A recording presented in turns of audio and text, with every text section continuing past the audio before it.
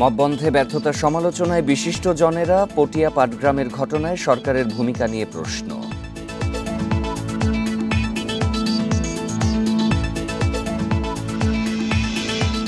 স্বৈরাচারের মতো আচরণের পরিণতি হবে আওয়ামী লীগের মতো, হুঁশিয়ারি নাহিদের। চলবে না চাঁদাবাজি, সন্ত্রাস।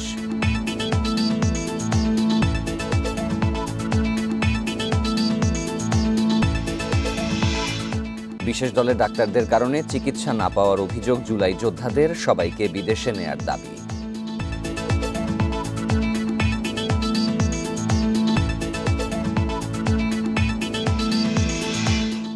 আগস্টে ওয়ানডে টি-20 খেলতে আসছে না ভারত, আগামী বছরের সেপ্টেম্বরে সিরিজ।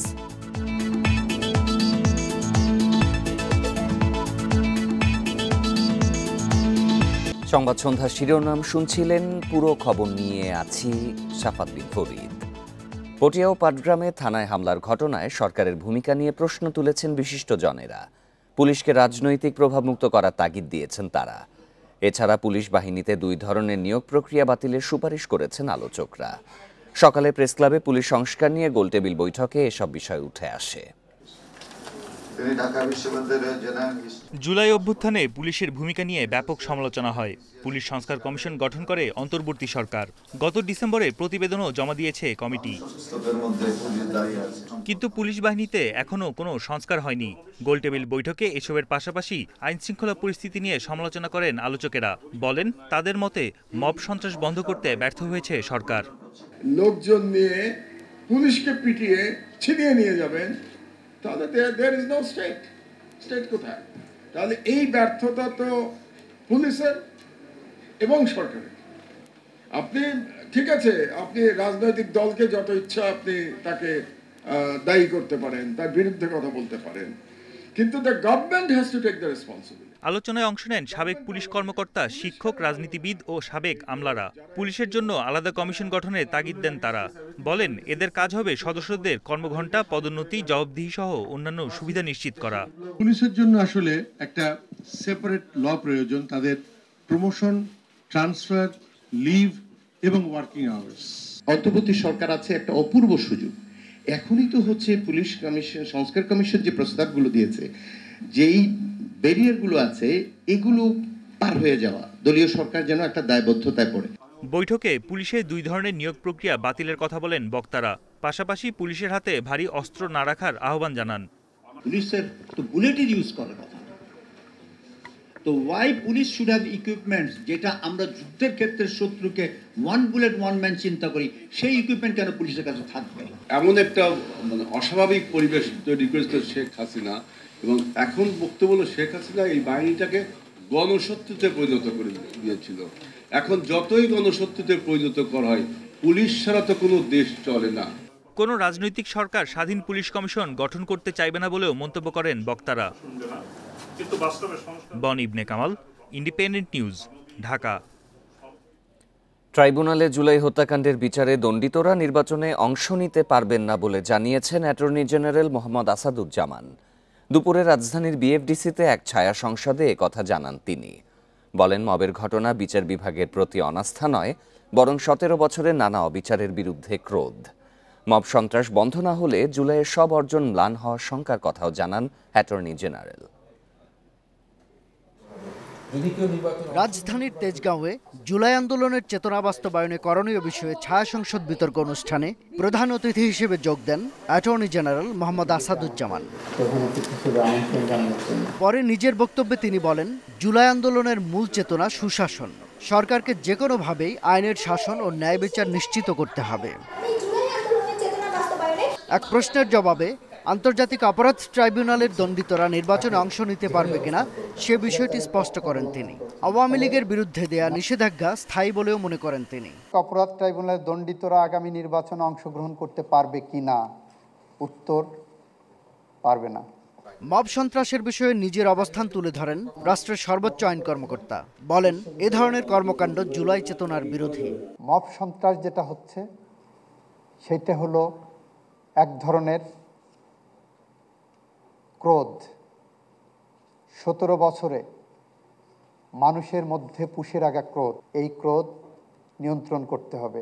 এই ক্রোধ জুলাই বিপ্লবের সাথে চাই না, আমরা এটা কখনোই কামনা করি না। এটা আমাদের সমস্ত অর্জনকে ম্লান করতে পারে, ভুলুণ্ঠিত করতে পারে। নতুন সংবিধান প্রণয়ন প্রশ্নেও নিজের মতামত জানান মোহাম্মদ আসাদুজ্জামান। অগ্রহণযোগ্য সংশোধনীগুলো পরিবর্তনের পক্ষে তিনি। সংবিধান নতুন করে লিখতে কোনো আপত্তি নাই, সংবিধান নিশ্চয়ই নতুন করে লেখা যেতে পারে। অ্যাট দি সেম টাইম আমাদের যে সংবিধান আছে, এই সংবিধান 1971 সালের মহান মুক্তিযুদ্ধের মধ্য দিয়ে বাংলাদেশের অগণিত অসংখ্য শহীদের রক্তের বিনিময়ে অর্জিত এই সংবিধান, 72-এর সংবিধান, এখনও আমি বিশ্বাস করি one of the best constitutions of the world. High court বিকেন্দ্রীকরণ নিয়ে জাতীয় ঐকমত্য কমিশনের সুপারিশ পরবর্তীতে বিবেচনা করা যেতে পারে বলে মন্তব্য করেন অ্যাটর্নি জেনারেল। শাহাদাত স্বপন, ইন্ডিপেন্ডেন্ট নিউজ, ঢাকা। কেউ যদি স্বৈরাচারের মতো আচরণ করে তবে তার পরিণতি আওয়ামী লীগের মতো হবে বলে মন্তব্য করেছেন এনসিপির আহ্বায়ক নাহিদ ইসলাম। অভ্যুত্থানের বর্ষপূর্তি উপলক্ষে উত্তরাঞ্চলে জুলাই পদযাত্রার পঞ্চম দিনে বগুড়ায় সাতমাথা মুক্তমঞ্চে আয়োজিত পথসভায় কথা বলেন তিনি। দলবাজ প্রশাসন, পুলিশ ও বিচারের দাবি জানিয়ে নাহিদ বলেন, আর কাউকে চাঁদাবাজি, সন্ত্রাসের রাজনীতি করতে দেয়া হবে না। এর আগে সকালে পলিটেকনিক ইনস্টিটিউটের সামনে থেকে পদযাত্রা শুরু করেন নেতাকর্মীরা। সেখান থেকে সাতমাথা মুক্তমঞ্চের সামনে গিয়ে পথসভায় অংশ নেন তারা। পদযাত্রা শুরুর আগে শহীদ পরিবারের সাথে দেখা করেন নাহিদ ইসলাম।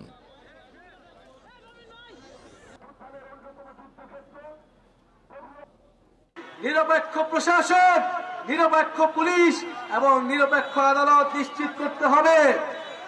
যদি কেউ সেই পুরনো কায়দায় দলবাজ প্রশাসকদের মতো আচরণ করে, তার পরিণতিও ফ্যাসিস্ট মুজিববাদীদের দোসরদের মতোই হবে। বিশেষ রাজনৈতিক দলের চিকিৎসকদের কোরামের কারণে আহত জুলাই যোদ্ধারা চিকিৎসা পাচ্ছেন না বলে মন্তব্য করেছেন বৈষম্য বিরোধী ছাত্র আন্দোলনের সভাপতি রিফাত রশিদ। দুপুরে জাতীয় অর্থোপেডিক হাসপাতালে জুলাই যোদ্ধাদের চিকিৎসা পর্যবেক্ষণে এসে এই মন্তব্য করেন তিনি। এ সময় বিদেশে চিকিৎসার দাবিতে বিক্ষোভ করেন জুলাই যোদ্ধারা। জুলাই অভ্যুত্থানের বছর গড়ালেও এখনো হাসপাতালে কাতরাচ্ছেন আহত অনেক জুলাই যোদ্ধা। কে কবে নাগাদ সুস্থ হবেন তা নিয়ে নিশ্চিত নন খোদ চিকিৎসকেরাও। আহতদের দাবি, এতদিন চিকিৎসা নিয়েও যেহেতু সুস্থ হননি, তাই উন্নত চিকিৎসার জন্য সবাইকে যেন বিদেশে নেওয়া হয়। আমার 6 ইঞ্চি হান নাই, আমার কুম্বালা আমি কর্মস্থলে ফিরে যাব, মানে আমার পোলামান তো না খাইয়া রয়েছে। কে দেখবি? ডাক্তাররা কি বলছে? ডাক্তাররা বলছে যে সময় লাগবে দীর্ঘদিন। আমার একটা ফ্যামিলি আছে, আমার ছোট্টটা বাচ্চা 3 বছরের। আমি উপার্জন করতাম, এখন আমি 11 মাস যাবত আমার এই অবস্থা। আমার 2টা ফ্যামিলি ধ্বংস। আমাদের উন্নত ট্রিটমেন্ট অতি শীঘ্রই দিতে হইব। ঠিক আছে, আমরা মাত্র হাসপাতালে 11 জন ভর্তি আছি। আমাদের চক্ষু বিজ্ঞান ইনস্টিটিউটে আমার একটা আহত বাইরে ট্রিটমেন্ট দিতেছে না। শনিবার দুপুরে আহতদের চিকিৎসা পর্যবেক্ষণে আসেন বৈষম্য বিরোধী ছাত্র আন্দোলনের নেতাকর্মীরা। এ সময় সুচিকিৎসার দাবিতে বিক্ষোভ করেন জুলাই যোদ্ধারা। ওয়ার্ডে নিয়োজিত চিকিৎসক ও নিরাপত্তারক্ষীদের সঙ্গে হয় বাকবিতণ্ডা। বৈষম্য বিরোধী ছাত্র আন্দোলনের সভাপতি বলেন, সরকারের উচিত মেগা প্রকল্পের দিকে মনোযোগ না দিয়ে আগে জুলাই আহতদের চিকিৎসায় নজর দেয়া। আজকের যেই বাস্তবতা, এটা কিন্তু একদিনের না।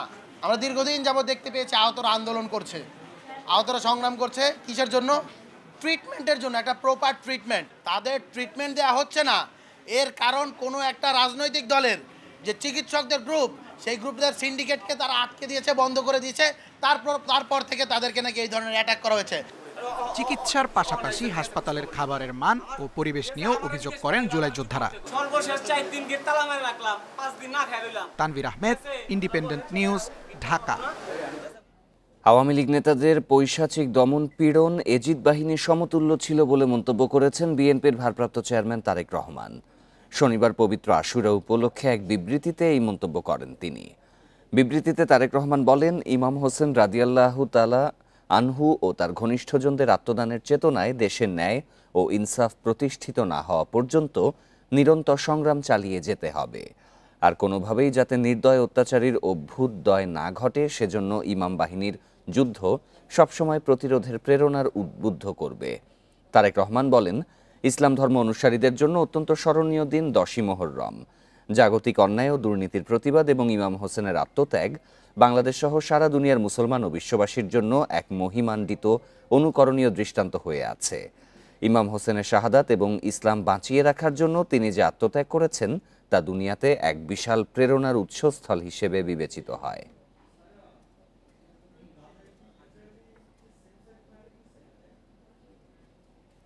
সংস্কার ও বিচারের নামে টালবাহানা না করে স্বল্পমেয়াদী সংস্কার করে নির্বাচনের আহ্বান জানিয়েছেন বিএনপি স্থায়ী কমিটির সদস্য সালাউদ্দিন আহমেদ। কেরানীগঞ্জের চুনকুটিয়া বালিকা উচ্চ বিদ্যালয় মাঠে এক সমাবেশে এই আহ্বান জানান তিনি। বলেন, নির্বাচনে যাদের জামানত বাজেয়াপ্ত হবে এবং আনুপাতিক হারে নির্বাচন চায় তারাই বিএনপির সমালোচনা করছে। ছাত্রদের একটি দল বারবার বলছে মৌলিক সংস্কার না হলে বর্তমান কমিশন থাকলে নির্বাচন করবে না। দলটিকে আওয়ামী লীগের মতো করে গণ অভ্যুত্থানের চেতনা বিক্রি না করার পরামর্শ দেন তিনি। সমাবেশে আওয়ামী লীগ মুক্তিযুদ্ধকে ছিনতাই করে একক অধিকার প্রতিষ্ঠা করতে চেয়েছিল মন্তব্য করে ভবিষ্যতে এমন ভুল আর না করার আহ্বান জানান বক্তারা।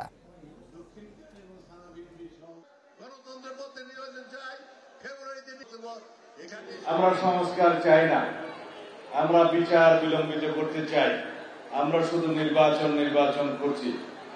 এই কথাগুলো কারা বলছে? যারা নির্বাচনে আসলে যাদের জামানত না থাকার কথা তারা বলছে। এই কথাগুলো যারা বলছে তারা অনুপাত ভিত্তিক আনুপাতিক হারে নির্বাচনের কথা যারা বলছে তারাই এই সমস্ত বয়ান দিচ্ছে। যেন তেন নির্বাচন চায় না জামায়াত। একই সঙ্গে নেতাকর্মীদের যে কোনো পরিস্থিতির জন্য প্রস্তুত থাকার আহ্বান জানিয়েছেন দলটির আমির ডাক্তার শফিকুর রহমান। সকালে ফেনীতে রুকন সমাবেশে যাওয়ার পথে কুমিল্লায় পদুয়ার বাজারে পথসভায় এসব কথা বলেন তিনি। বলেন, আগামীতে যে কোনো ফ্যাসিবাদের বিরুদ্ধে কঠোর প্রতিরোধ গড়ে তুলতে হবে। শহীদের রক্তের সঙ্গে কাউকেই বেইমানি করতে দেয়া হবে না। ইদানিং কিছু রাজনৈতিক দল দখল ও লুটপাট শুরু করেছে বলেও মন্তব্য করেন তিনি। এছাড়াও পথসভায় স্থানীয় নেতাকর্মীদের সঙ্গে মত বিনিময় করেন জামায়াতের আমির ডাক্তার শফিকুর রহমান। ফেনীতে যাওয়ার পথে কুমিল্লায় পৃথক 4টি পথসভায় অংশ নেন জামায়াত আমির। আগামীতে যে কোনো ফ্যাসিবাদ নতুন পুরাতন বুঝি না, এই ফ্যাসিবাদের বিরুদ্ধে আমাদেরকে কঠোর প্রতিরোধ গড়ে তুলতে হবে। এই প্রতিরোধের জন্য দেশবাসীকে প্রস্তুত থাকতে হবে ইনশাআল্লাহ। কাজে আগামী নির্বাচন সুষ্ঠু আর পর সেটা নির্ভর করবে। আমরা যেন তেন কোনো নির্বাচন চাই না। পঞ্চগড় মৌলভীবাজার সীমান্ত দিয়ে নারী শিশুসহ 25 জনকে পুশিন করিয়েছে ভারতীয় সীমান্তরক্ষী বাহিনী বিএসএফ। পঞ্চগড়ের 2 সীমান্ত দিয়ে 15 জনকে পুশিন করা হয়। বিজিবি জানায়, শুক্রবার রাতে 56 বিজিবির আওতাধীন উপজেলা সদরের চাকলাহাট ইউনিয়নের খুনিয়াপাড়া দিয়ে 10 জন ও অমরখানা ইউনিয়নের অমরখানা সীমান্ত দিয়ে আরও 5 জনকে পুশিন করা হয়। পরে তাদের আটক করে বিজিবি। আটককৃতদের মধ্যে 5 জন পুরুষ, 5 জন নারী ও 5 জন শিশু। গত 2 মাসে 7 দফায় নারী শিশুসহ 101 জনকে পঞ্চগড়ের বিভিন্ন সীমান্ত দিয়ে জোর করে বাংলাদেশে পাঠায় বিএসএফ। এদিকে মৌলভীবাজারের বড়লেখা উপজেলার দক্ষিণ শাহবাজপুর ইউনিয়নের নিউ পাল্লা ক্যাম্প এলাকায় 10 জনকে পুশিন করানো হয়েছে।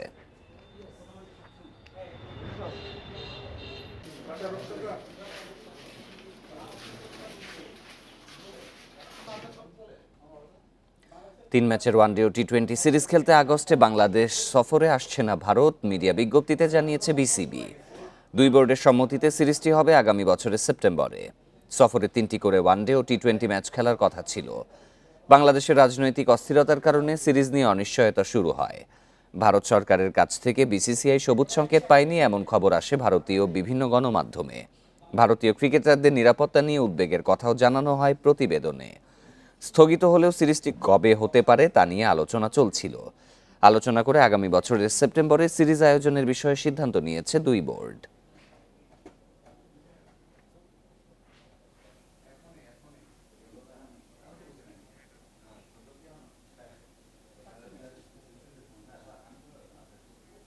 ব্রাহ্মণবাড়িয়ার নাসিরনগরে আধিপত্য বিস্তারের জেরে 2 পক্ষের সংঘর্ষে ছাত্রদল নেতা সোহরাব হোসাইন নিহত হয়েছেন।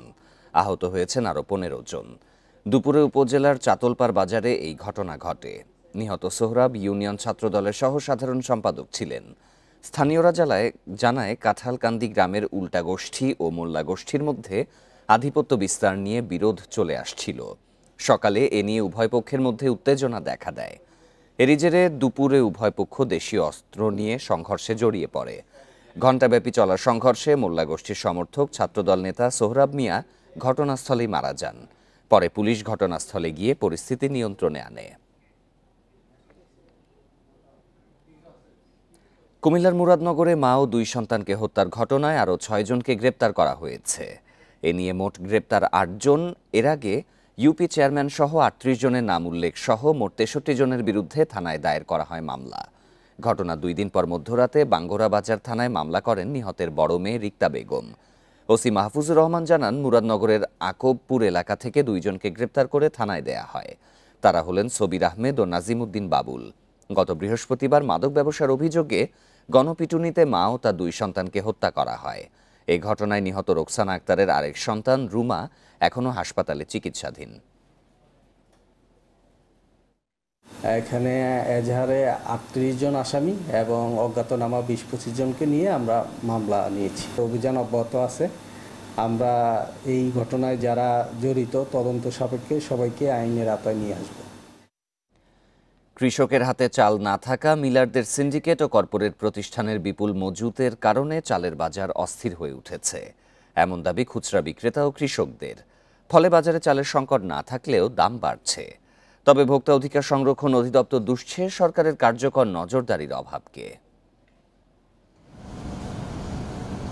কৃষি সম্প্রসারণ অধিদপ্তরের তথ্য অনুযায়ী এবছর বোরো মৌসুমে রেকর্ড 2,14 লাখ টন চাল উৎপাদন হয়েছে, যা গতবারের চেয়ে 15 লাখ টন বেশি। তারপরও বাজারে চালের দাম চড়া। দাম বেড়ে বাজারে ভালো মানের মিনিকেট চাল বিক্রি হচ্ছে 85 থেকে 90 টাকার বেশি দামে।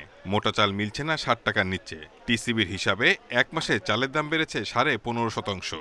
চড়া দামের জন্য মিল মালিক আর বড় প্রতিষ্ঠানগুলোকে দুষছেন বিক্রেতারা। এক ঘরে যদি 6 জন 7 জন লোক থাকে 3 কেজি চাল লাগে, 1 কেজি চাল যদি 80-90 টাকা, কেমনে খাইবে? মিলাররা যদি দাম বাড়ায় তাহলে বাড়ে, আর যদি ওনারা যদি কিছু কমায় দেয় তাহলে কমে। রাজধানীর চালের বেশি সরবরাহ হয় কুষ্টিয়া, নওগাঁ অঞ্চল থেকে। এখানকার কৃষকরা বলছেন সব চাল মজুত করেছে মিলাররা। তবে এসব অভিযোগ অস্বীকার করে কর্পোরেট প্রতিষ্ঠানের ওপর দায় চাপাচ্ছেন মিল মালিকরা। আমার জানা মতে কোনো কৃষকের কাছে অবশিষ্ট ধান নেই বা কৃষক আসলে মজুত করে না। খাদ্য অধিদপ্তরের বা বিভিন্ন সংস্থা যারা আছে তদারকি করা তাদের দায়িত্ব। তারা এটাকে মনিটরিং করলেই কার কাছে কি ধান আছে না সেটা বাজারে জানা যাবে।